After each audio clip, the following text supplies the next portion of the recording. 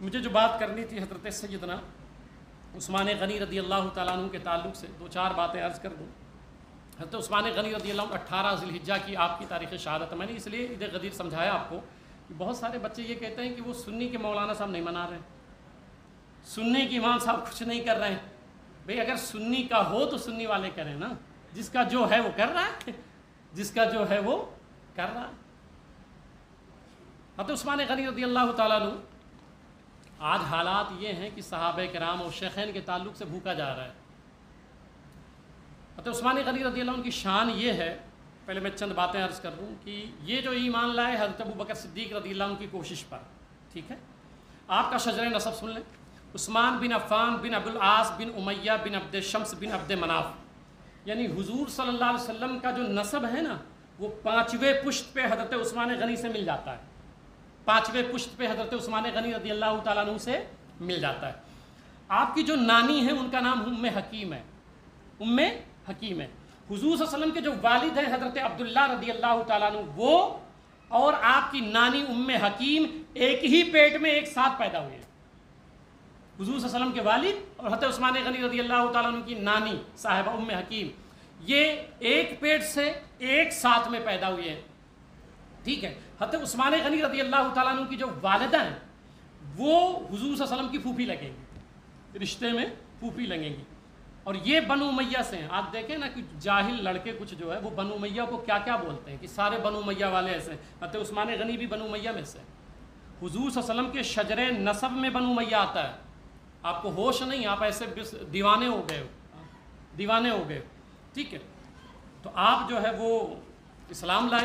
2-3 حدیثیں آپ کے تعلق سے عرض کر دیتا ہوں، وقت چونکہ ہے نہیں ورنہ تفصیل بتاتا میں آپ کو۔ حضور صلی اللہ علیہ وسلم ایک باغ میں داخل ہوئے، پڑھتا ہوں حدیث، دخل حائطا وامرنی بحفظ باب الحائط۔ حضرت ابو موسیٰ کہتے ہیں کہ سرکار ایک باغ میں داخل ہوئے اور مجھے فرمایا کہ دروازے پر کھڑے رہو، دروازے پر کھڑے رہو۔ فجاء رجل یستأذن، اور اگر کوئی شخص آتا ہے اور اجازت لیتا ہے تو پھر مجھے بتاؤ، پھر میں بتاؤں گا کہ ملنا ہے کہ نہیں ملنا ہے۔ اب یہ حدیث بخاری کی پڑھ رہا ہوں۔ تو کہتے ہیں کہ میں نے کہا ٹھیک ہے، تو فقال اذن لہ، تو ایک شخص آیا اور اس نے کہا اجازت دے دیجئے۔ تو حضور صلی اللہ علیہ وسلم نے فرمایا ٹھیک ہے، اذن لہ وبشرہ بالجنہ۔ سرکار نے فرمایا کہ ہاں وہ جو آیا ہے نا، وہ تم بول رہے ہو کہ وہ چاہ رہا ہے آپ سے ملنے کے لیے، تو سرکار نے نام نہیں پوچھا، یہ انہوں نے بتایا ایک شخص آیا ہے اور وہ آپ سے ملنا چاہتا ہے، تو سرکار نے فرمایا اجازت دے دو، وہ بشرہ بالجنہ، اور اسے جنت کی بشارت بھی دے دو، کہہ دو وہ جنتی ہے۔ تو سرکار علیہ السلام نے جب یہ فرمایا تو دیکھا فاذا ابو بکرن، تو دیکھا کہ وہ حضرت ابوبکر صدیق رضی اللہ تعالیٰ عنہ جنت، یہ بخاری ہے۔ ثم ذا آخر، پھر ایک شخص آیا، فقال اذن لہ، تو پھر یہ دربان آئے اور کہا سرکار اجازت دے دیں وہ آئیں، تو سرکار نے فرمایا اذن لہ وبشرہ بالجنہ، ان کو اجازت دے دو اور کہہ دو کہ تم جنتی ہو۔ اب یہ کون بول سکتا ہے اگر مالک نہیں ہے تو؟ بشرہ بالجنہ، اسے جنت کی بشارت دے دو۔ جس کے خبر نہ ہو کہ بھئی آسمان میں کیا ہے وہ کیا بتا سکتا ہے؟ مگر حضور صلی اللہ علیہ وسلم کہہ رہے ہیں، بخاری ہے، بشرہ بالجنہ، اسے جنت کی بشارت دے دو۔ تو کہتے ہیں فیضا ہوا عمر، تو ہم نے دیکھا کہ وہ آنے والے حضرت عمر بن خطاب ہیں، ٹھیک ہے۔ ابھی آپ نے دیکھا ہوگا ایک حسن اللہ یاری ہے کہ اس نے جو ہے وہ چیلنج کیا ہوا ہے یوٹیوب پہ کہ شیخین کا ایمان ثابت کرو، اور پھر ایسے ایسے لوگوں کو بیٹھاتا ہے جو جاہل قسم کے ہوتے ہیں۔ ابھی ہمارے ایک عالم دین خلیفہ تاج الشریعہ، انہوں نے جب مناظرے کا چیلنج کیا تو معاملہ ہی الگ ہو گیا، معاملہ ہی الگ ہو گیا۔ میں نے کہا نہیں بیٹے کہ یہ یوٹیوب پہ بیٹھ کر اس طرح کے دعوے کر دینا کہ بھئی آؤ شیخین کے ایمان ثابت کرو۔ شیخین کا ایمان ابو جہل اور ابو لہب بھی مانتا تھا، شیخین کا ایمان، ابو بکر عمر کا ایمان ابو جہل اور ابو لہب بھی مانتا ہے۔ تم کہاں سے نکلے ہو اللہ جانے، وہاں تک لوگ مانتے تھے۔ میں تو بڑا سادہ بندہ ہوں، میں بڑے سادے الفاظ میں کہتا ہوں کہ پوری روئے زمین پر دنیا کی کسی ماں نے ایسا بچہ پیدا نہیں کیا ہے جو شیخین کے ایمان کو نام کے ساتھ، عدم ایمان کو نام کے ساتھ ثابت کر دے۔ اور ہم جیسے طالب علم چھوٹے موٹے لوگ جو امام اہل سنت کے مسلک کے علمبردار ہیں، آپ کہیں تو سینکڑوں دلیل صرف اس بات پہ نام کے ساتھ ہم دے دیں کہ حضور صلی اللہ علیہ وسلم نے شیخین کو جنت کی بشارت عطا فرمائی. پھر ثم یستاذن فسکتا، پھر آئے اور بیٹھ گئے. ثم قال اذن لہ، پھر ایک شخص آیا، دربان آیا، اس نے کہا ایک شخص اور آئے ہیں. تو سرکار نے فرمایا بشرہ بالجنہ، انہیں بھی جنت کی بشارت دے دو. الا بلوا ستصیبہ،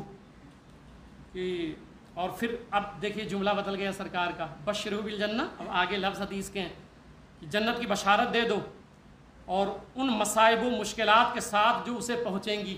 یہ جو تیسرے کے بارے میں فرمایا، تو راوی کہتے ہیں کہ فَإِذَا هُوَ عثمان ابن عفان، تو میں نے دیکھا، یہ بخاری رواہ البخاری، کہ میں نے دیکھا کہ وہ حضرت عثمان غنی رضی اللہ تعالیٰ عنہ ہے.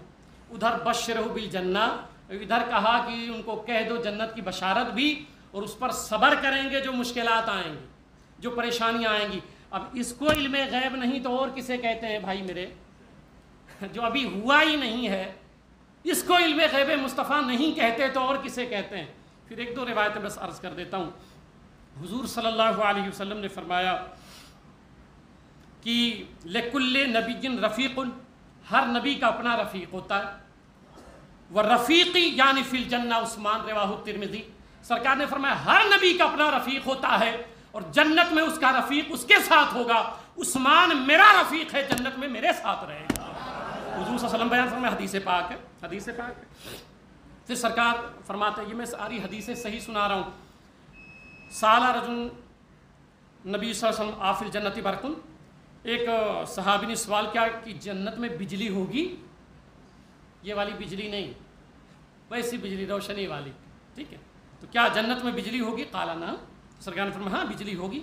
والذی نفسی بیدہ ان عثمان لیتحول فتبرق له الجنہ. سرکار نے فرمایا ہاں اس ذات کی قسم جس کے قبضے قدرت میں میری جان ہے، بے شک عثمان جب جنت میں منتقل ہوگا تو اس کے چہرے کی روشنی سے جنت کی روشنی ماند پڑ جائے گی. وہ جو بجلی پیدا ہوگی وہ عثمان کے چہرے سے پیدا ہوگی. یہ حضور صلی اللہ علیہ وسلم کے فرامین احادیث صحیحہ میں. حضور صلی اللہ علیہ وسلم جب گئے تو ایک کنواں تھا بیر روما.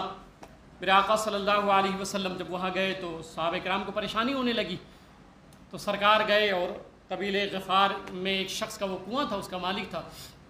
سرکار گئے، سرکار علیہ السلام نے فرمایا کہ یہ کنواں بیچ دو، جنت میں چشمے کے بدلے، جنت میں چشمے کے بدلے یہ کنواں بیچ دو.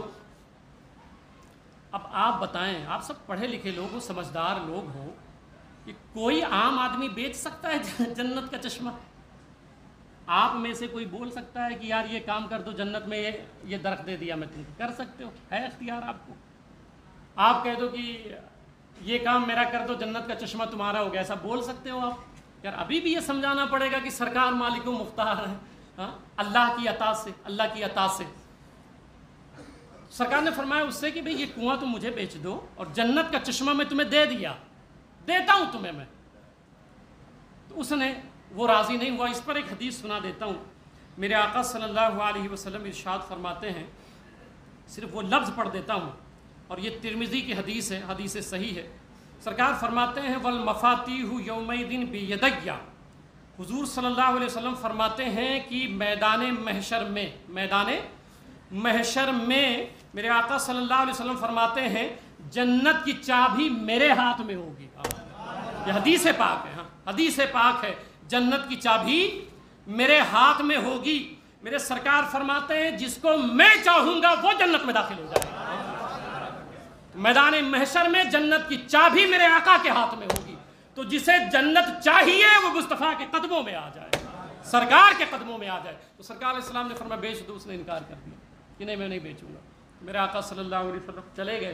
حضرت عثمان غنی رضی اللہ عنہ کو پتہ چلا، گئے 35,000 درہم میں خرید لیا. سرکار کی بارگاہ میں آئے، کہا عرض کیا سرکار وہ آفر ابھی بھی ہے؟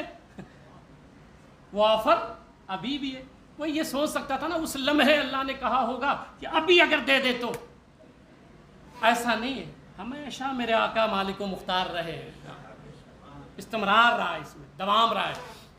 تو سرکار مسکرائے، ہاں ابھی بھی ہے وہ آفر. تو عرض کیا سرکار پھر میں نے خرید لیا ہے.